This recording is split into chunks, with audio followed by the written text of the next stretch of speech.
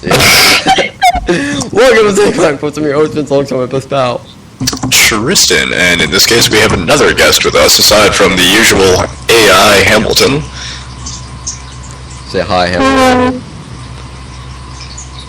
Rachel's here as well. Yes, she is. She generally shows up here and there. She's like a rabbit. Just pops up from the ground and goes back to the ground. We have been over this. I'm a cat. Well, I'm sorry. Anyway. The raptor has returned.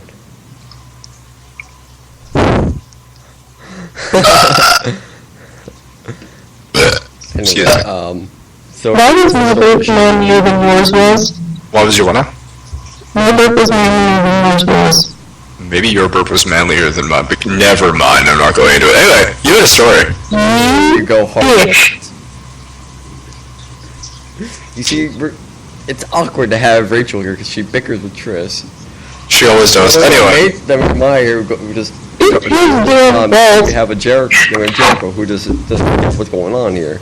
Yeah, anyway, so Rachel, you had a story for us. A, it's Kristen's fault that I think I was in. B, I am currently doing costumes for Spreaker at my school. And well, I was having to sew an embroidery thing into a dress. And long story short, I managed to sew my dress onto that dress. And C, it's not my fault. And D, they were dancing! No, but yeah, I managed to accidentally sew myself to the project I was working on, and I felt really bad, and I sat there laughing at myself for about 3 minutes, and I told the assistant stage manager about it, and she just looks at me and goes, "You're funny." You know what you should be like, am I funny for sewing? Listen, I have my own dress here. It's an inside-out dance.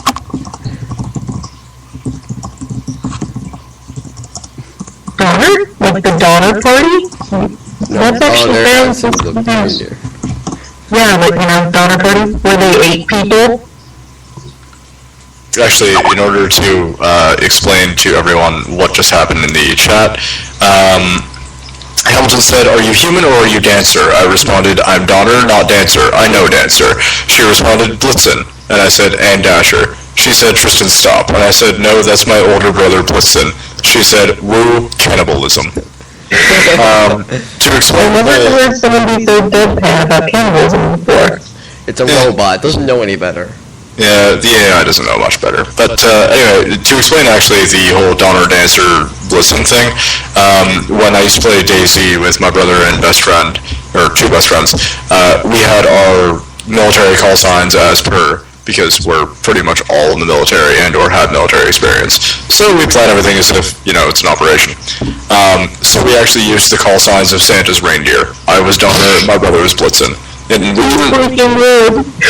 didn't realize that it actually matched, because I think it was Donner that means thunder and Blitzen means lightning. That's funny. I just know there's the Donner Party, because Donner is actually very close to where I live. Well, that's good. Nonetheless, so,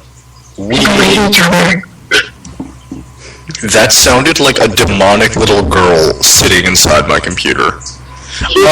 Actually, tasty. No, we don't know this Hamilton. Actually, Vince, I have a way you can find out. Yes, Tristan, you told me about this before. I've told you about it, but I haven't told him about it. Anyway, Vince. I remember some of the things you said. Let me guess. So, when you're doing oral, apparently that's... No. We eat fetuses? You're a robot. What? You have a digestive system. Well, she can still eat them, technically speaking. Hamilton? There's actually a place here where you can get yourself deep fried alligator. Oh, that sounds awesome. But anyway... Delicious, there. Anyway, so Vince, the way you can find out how human tastes, there is a type of tofu you can order online called Hufu, and it does actually taste like human. The way they found this out is they fiddled around with the recipe a whole bunch, and then went over to actual cannibals in the Philippine Islands, and they were like, "Does this taste like human?" And eventually the cannibals were like, "Yep, this totally tastes like human." So they started selling it online, and you can get human flavored tofu.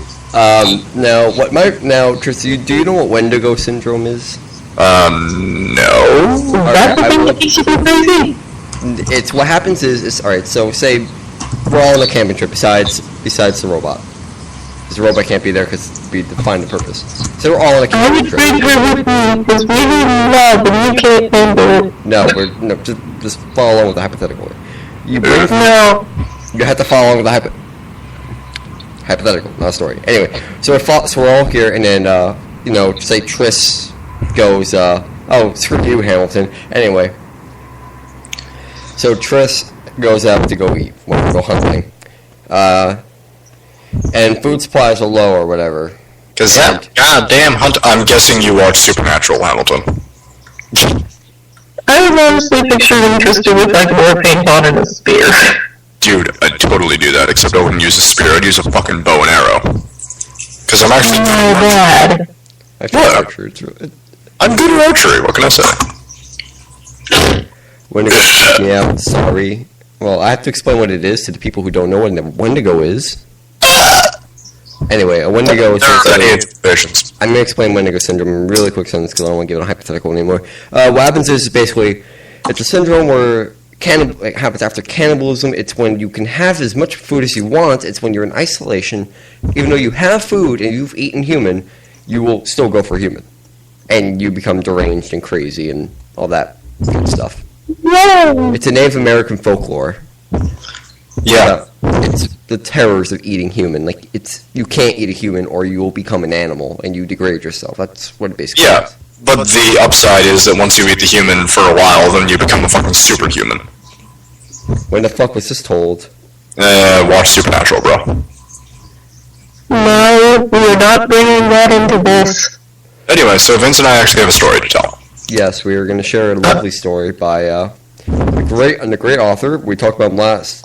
What was it, last? Or did we talk in the last episode? Edgar Allan Poe. Yes, we did talk about Edgar Allan Poe very briefly in the last episode. So, the story we will be reading, everyone, is The Conversation of Iros and Charmian. Let me pull up the link because I closed the window because I was looking at stuff. I still have it, if you want. Alright, yeah, just send it to me because I'm not going to scroll up through the chat for it. You guys are so well organized. You need something wrong. Wait, what? Nothing. No, don't do the nothing thing. It's the most annoying thing in the world. When someone says something, then it's nothing, and then I feel like I know. Oh, yeah. I know what you I do mean. it to Tristan all the time. I find it hilarious. it's just really annoying. I swear to God. If someone can't, I have bad hearing, so I can barely hear. So Anyway, Vince, let's focus here. yeah, can you send me the link? Yeah, I can say a link you. Plus your link. I always enjoy saying nothing when people don't hear me, and I also really love answering yes when there's an or in the question. Of course you like doing that. All right. The Conversation of Eros and Charminian. Or Chimin or Charminian? Charmian. Charmian, thank you. Sounds like a Pokemon. It does. You're thinking of Charmeleon. Anyway. So, you can start, well, I guess I can start this off. You're Eros because you can talk better than I can, so go. Alright. Should I do this in a really deep voice? No, you're doing this in Oh, the screw regular you. Okay, I'll do it in the really deep voice. Because why not? Screw you. Why do you call me Eros? So henceforth will you always be called. You must forget too my earthly name, and speak to me as Charmian. This is indeed no dream. Dreams are with us no more, but of these mysteries anon. I rejoice to see you, looking like life and rational. The film of the shadow has already passed on from your eyes. Be of heart and fear nothing. Your allotted days of stupor have expired, and tomorrow I will myself induct you into the full joys and wonders of your novel existence. True, I feel no stupor, none at all. The wild sickness and terrible darkness have left me, and I hear no longer that mad, rushing, horrible sound, like the voices of many waters. Yet my senses are bewildered, Charmian, with the keenness of their perception of the new. A few days will remove all this, but I fully understand you and feel for you. It is 10 earthly years since I underwent what you undergo. Yet the remembrance of it hangs up by me still. You all have suffered, all of pain, however, which you will still suffer in Eden. In Eden? In Eden. Oh God. Pity me, Charmian. I am overburdened with the majesty of all things, of the unknown now known, of the speculative future merged in the august and certain present. Grapple not now with such thoughts. Tomorrow we will speak of this. Your mind wavers, and agitation will find relief in the exercise of simple memories. Look not around, nor forward, but back. I am burning with anxiety to hear details of the stupendous event which threw you among us. Tell me of it. Let us converse of familiar things in the old familiar language of the world which has so fearfully perished. Most fearfully, this is indeed no dream. Dreams are no more. Was I mourned, my Eros? Mourned, Charmian? Oh, deeply. To that last hour of all, there hung a cloud of intense gloom and devout sorrow over your household. And that last hour, speak of it.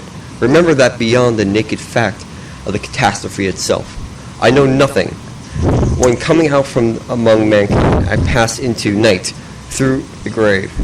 At this period, if I remember aright, the calamity which overwhelmed you was utterly unanticipated. Indeed, I knew little of the speculative philosophy of the day. The individual calamity was, as you say, entirely unanticipated, but analogous misfortunes had been such a long subject of discussion with astronomers. I need scarce tell you, my friend, that even when you left us, men had agreed to understand those passages in the most holy writings which speak of the final destructions of all things by fire, as having reference to the orb of the earth alone. But in regard to the immediate agency of the ruins, speculation had been at fault from that epoch in astronomical knowledge in which the comets were divested of the terrors of flame. The very moderate density of these bodies had been well established. They had been observed to pass along the satellites of Jupiter without bringing about any sensible alteration, either in the masses or in the orbits of those secondary planets. We had long regarded the wanderers as vapory creations of inconceivable tenuity, and as altogether incapable of doing injury to our substantial globe, even in the event of contact. But contact was not in any degree dreaded, for the elements of all comets were accurately known. That among them we should look for the agency of the threatened fiery destruction had been for many years considered as an inadmissible idea. But wonders and wild fancies had been, of late days, strangely rife among mankind, and although it was with a few of the ignorant that actual apprehension prevailed upon the announcement by astronomers of a new comet, yet this announcement was generally received with what I know not what of agitation and mistrust. The elements of the strange orb were immediately calculated, and it was once conceded by all observers that its path at perihelion would bring it into very close proximity with the Earth. And there were 2 or 3 astronomers of secondary note who resolutely maintained that a contact was inevitable. I cannot very well express to you the effect of this intelligence upon the people. For a few short days they would not believe an assertion with their intellect, so long employed among worldly considerations, could not in any manner grasp. But the truth of a vitally important fact soon makes its way into the understanding of even the most stolid. Finally, all men saw that astronomical knowledge lied not, and they awaited the comet. Its approach was not, at first, seemingly rapid, nor was its appearance of very unusual character. It was of a dull red, and had little perceptible train. For 7 days or 8 nights, we saw no material increase in its apparent diameter, but a partial alteration in its color. Meantime, the ordinary affairs of men were discarded, and all interests absorbed in a growing discussion, instituted by the philosophic in respect to the cometary nature. Even the grossly ignorant aroused their sluggish capacities to such considerations. The learned now gave their intellect, their soul, to no such points as the allaying of fear or to the sustenance of loved theory. They sought, they panted for right views. They groaned for perfect knowledge.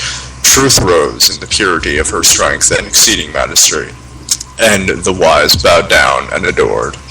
that material injury to our globe or to its inhabitants was a result from the apprehended contact, which was an opinion which hourly lost ground among the wise, and the wise were now freely permitted to rule the reason and fancy of the crowd.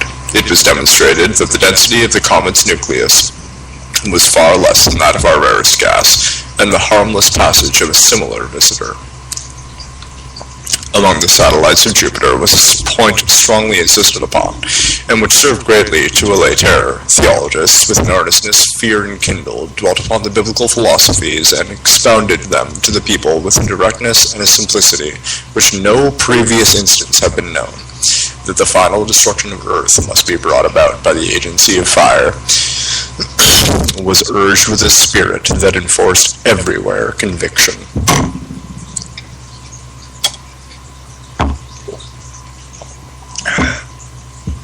And that the comets were of no fiery nature, as all men now knew, was a truth which relieved all, in great measure, from the apprehension of the great calamity foretold. It is noticeable that the popular prejudices and vulgar errors in regard to pestilences and wars, errors which were wont to prevail upon every appearance of a comet, were now altogether unknown, as if by some sudden convulsive exertion, reason had at once hurled superstition from her throne. The feeblest intellect had derived vigor from excess of interest.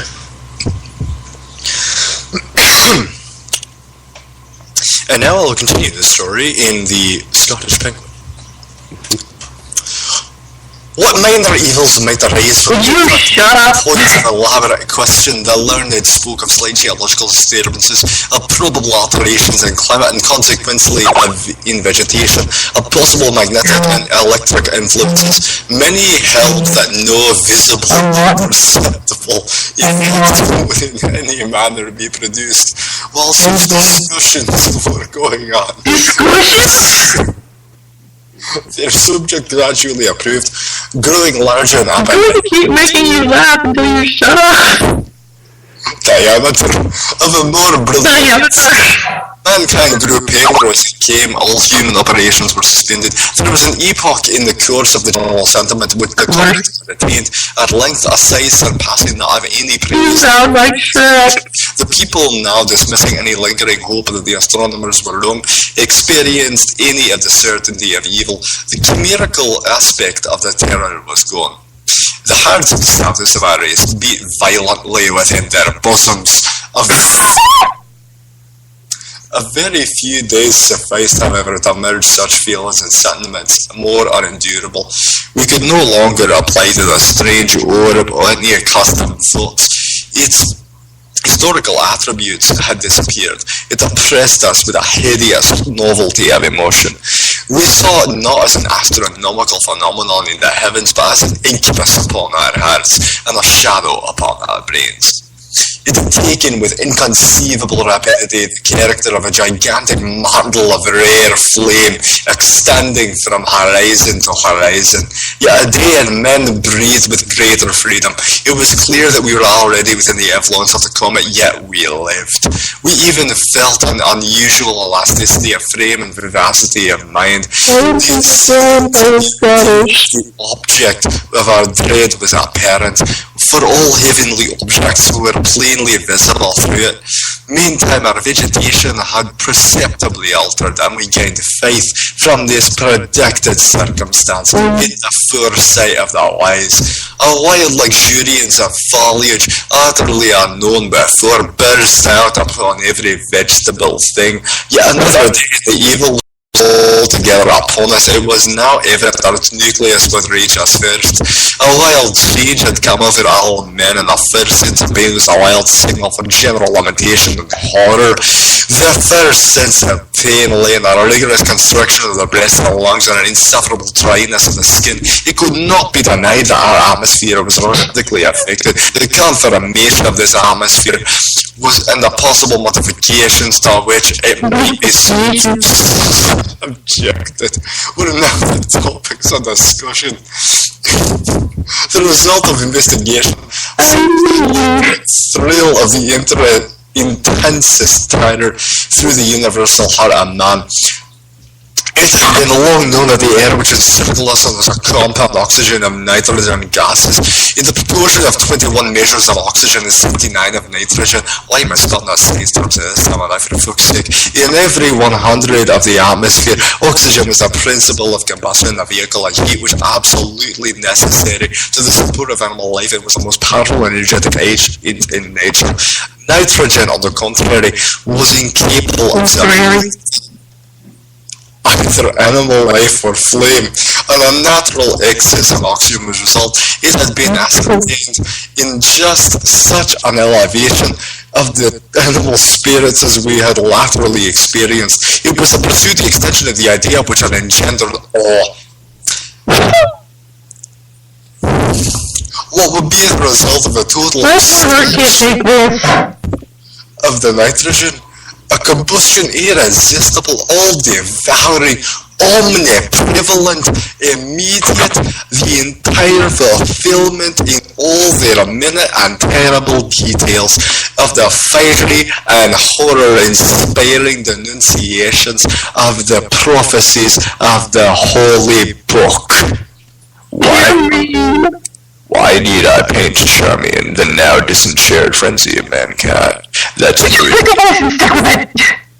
in the comet, which had previously inspired us with hope, was now the source of bitterness, despair. In its impalpable, gaseous character, we clearly perceived the consummation of fate. Meantime, a day passed, bearing away with it the last shadow of hope. We gasped in the rapid modification of the air. The red blood bounded tumultuously through its strict channels. A furious delirium possessed all men, and with arms rigidly outstretched toward the threatening heavens, they trembled and shrieked aloud. The nucleus of the destroyer was now upon us. Even here in Eden, I shudder while I speak. Let me be brief. Brief as the ruin that overwhelmed. For a moment there was a wild, lurid light alone, visiting and penetrating all things. Then let us bow down, Charmian, before the excessive majesty of the great God. Then there came a shouting and pervading sound, as if from the mouth itself of him, while the whole incumbent mass of ether in which we existed burst at once into a species of intense flame, for whose surpassing brilliancy and all fervent heat even the angels in the high heaven of pure knowledge have no name. Thus ended all. Swear to Christ, Vince, if you don't make it read. Oh my freaking god! I'll never let you read something like that again, Tris. I'm sorry. Don't make me read something that long. That's all I'm saying. It's a short story, man. It's not that long. We're gonna check. Technically, I legit almost fell asleep. Here, I will check the word count, and we will see. We will see, including title, everything. Also, thank you, Desiree, for saying the voice is beautiful. It's a robot. My poor dirty heart can't take that, you jerk. It's 2,010 words, or makes 5 pages long.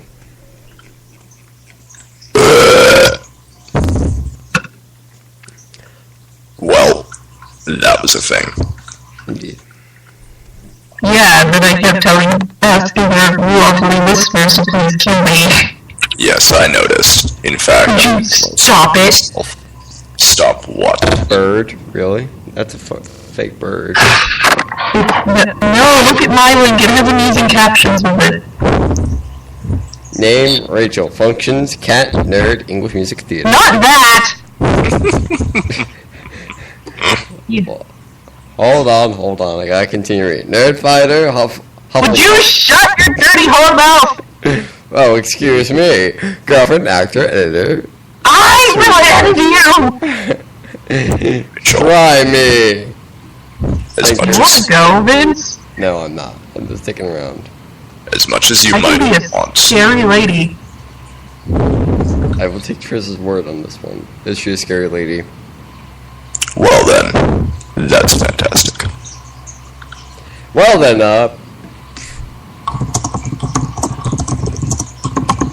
I mean, I have, like, info on Tris, but I'm sorry, you have what on me? nothing. Info? that's what she said. Oh, please, what info could you give? Hufflepuff Road.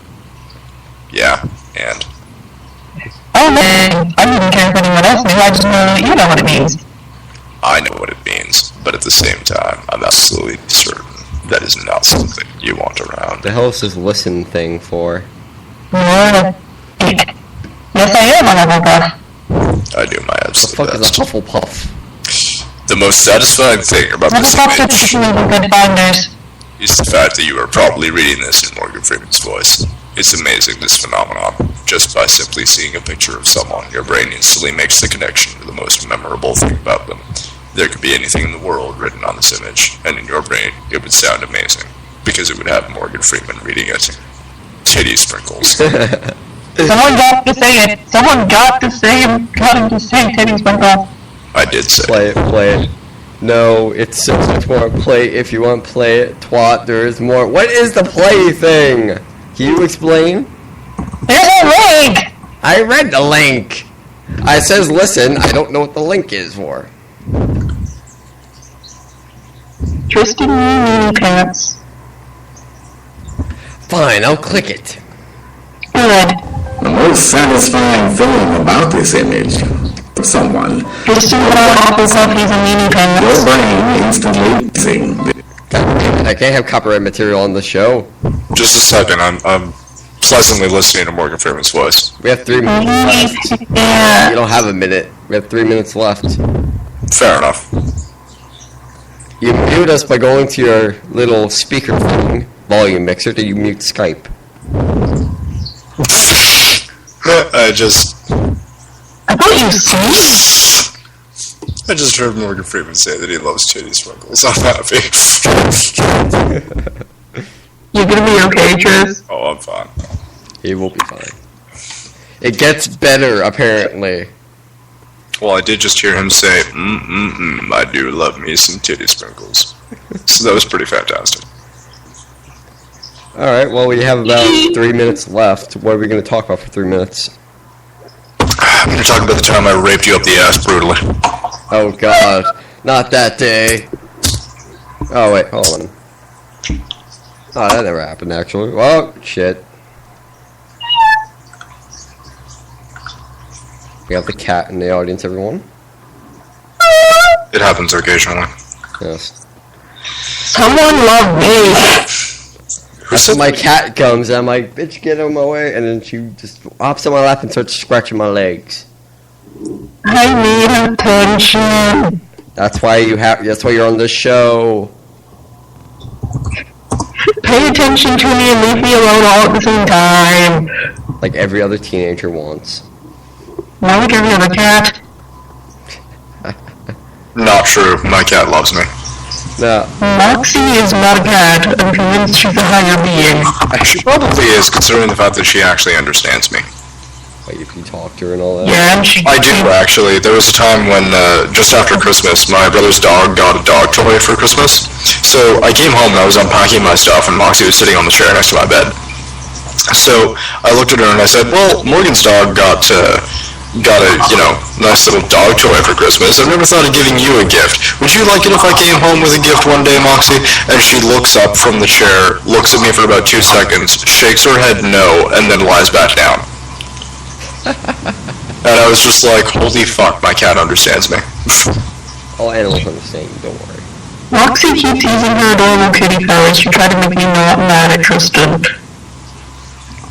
She does that fairly well. She does it too damn well, and it makes me mad. She's a cat, Rachel. What do you want from her? I'm a cat. I think she's more of a cat. Shut up. Don't kill my dreams. Listen, we know you want to be, we all know you want to be arm candy. No, I want to be arm candy to a James Bond villain. That's different. What's the difference? One from I could James.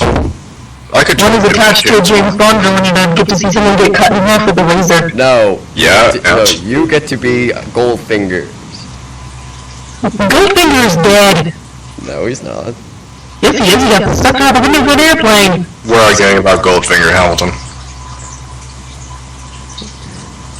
Yeah, okay. I just want to be a glamorous lady in a pretty dress who has the attention of a very At attractive 20 British seconds spy. left. I hope you all enjoyed this episode of Mosaic We all Minds. hope you I enjoyed. hope you also enjoy the amazing butt rape I'm about to give out. Good night, everyone. They're enjoying it already. Good night. Good night.